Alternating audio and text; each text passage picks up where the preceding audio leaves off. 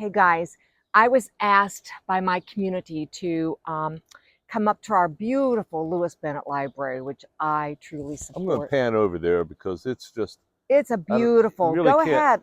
I'm going to go ahead and talk and look at this beautiful structure. But in 2018, they had this tree was planted. It was the bicentennial year.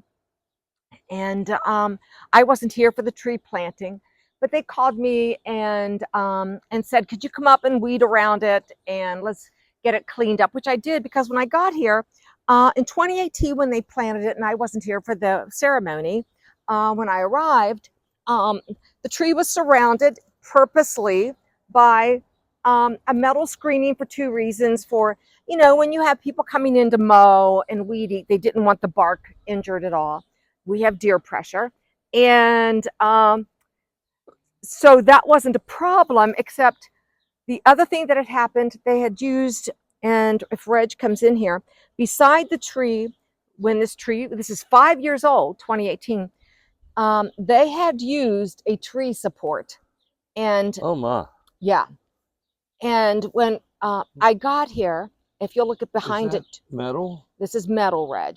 And if you'll look behind the tree here, it had a rubber, which is great for a tree. When you get a tree support, you want something with plastic or rubber to, if you're supporting it with a metal rod, and it came with metal wires to attach it.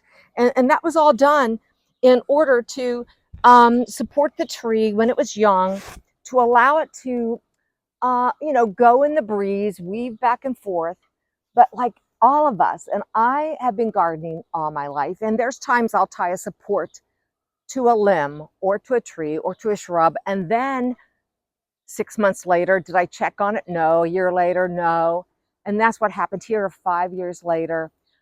No one came in, probably, I mean, I can't say for sure, to readjust the support so that when the tree would grow, you would loosen that support or take the support off. And we're all guilty of that. I probably, today I'm going to go and check a rose that I supported last year to make certain that it's not growing into the tree. So what's happened is we had a girdling situation. And earlier this year, I did a video A on root, girdling? a girdling, which means very tight. And it Like has a girdle. like a girdle. And what happens when it's either a root girdling, and I'll link that video, or this girdling situation is probably a little more serious Yeah. because That looks scary. it does. It's a very weak joint now. But I called Barb, who showed me how to, ungirdle the roots. And so with this girdling situation, because the tree has grown into it, she instructed me to find a part of the tree where I could get in. And Reg, I'll get out of the way. What I used, she said, use any tool you can get into. When I got here, these two metal, the metal wire was tied very tightly in a knot, and I was able to take this very thin uh, It's called a screwdriver and get into the tree. She goes, get into the tree on one side, get that out, and then I used wire cutters to get in and cut that, to break that open. But there's And no way you can get that wire I out. can't get the wire out because, as you can see, the tree grew into it. I can't get any of that out without doing more damage to the tree. Now, I'm not putting a lot of high expectations on the tree. The tree feels so much better.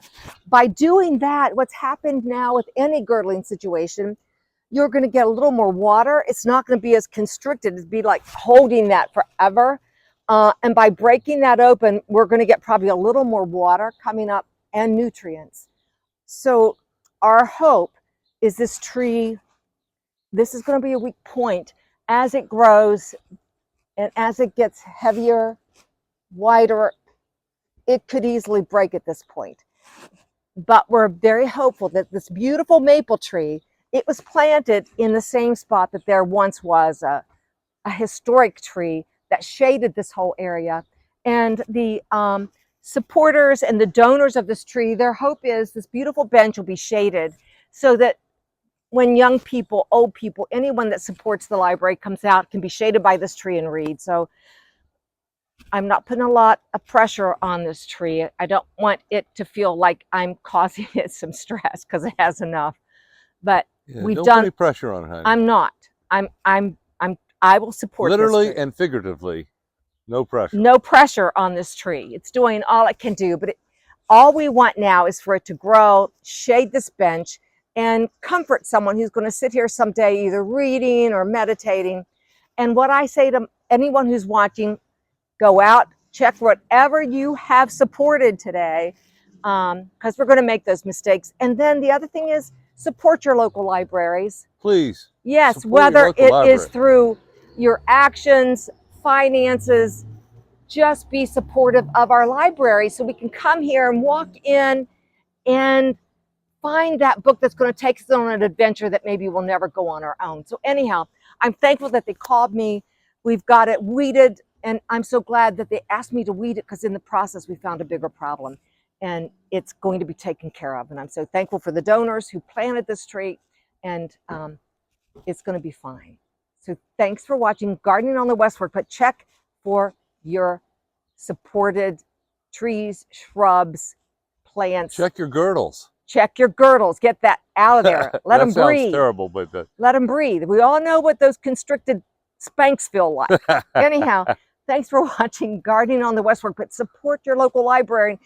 If you're watching locally, support Lewis Bennett Library. Come on, guys. We'll see you in the next. Bye.